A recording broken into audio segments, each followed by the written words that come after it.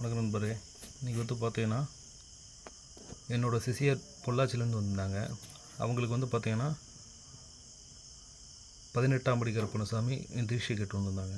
இப்போ பார்த்தீங்கன்னா அவங்களுக்குரிய எல்லா விதமுமே பண்ணியாச்சு. கல் விக்கிரகமாக இருந்துச்சுன்னா நம்ம அங்கே பிரதிஷ்டை பண்ணலாம். இப்போ இவங்க பார்த்தீங்கன்னா இப்போ தான் ஆரம்ப டேஜு.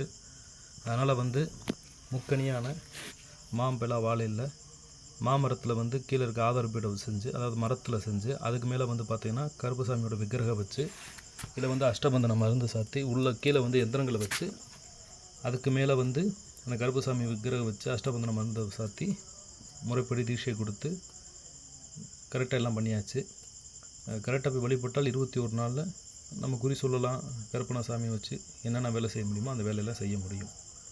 ஏன்னா அது விக்கிரகமாக இருந்துச்சுன்னா நம்ம போய் கல் விக்கிரகமாக இருந்துச்சுன்னா அதை போய் நம்ம ஆதாரப்பீடத்தில் வச்சு சில முறைகள் செய்யலாம். ஆனால் இவங்க வீட்டில் வச்சு பண்ணணும். இப்போ தான் ஆரம்ப டேஜ் முத எடுக்கிறாரு.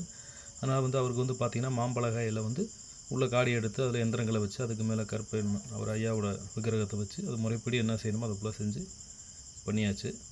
தீட்சையும் கொடுத்தாச்சு. நீ வழிபட்டால் கரெக்டாக 21 நாள் டு 48 நாளுக்குள்ளே அவர் கருப்பணசாமி அவருக்கு குறி சொல்லக்கூடிய விஷயங்களும் சில சூட்சுமமான விஷயங்களும் சொல்லித் தருவார். நன்றிங்க.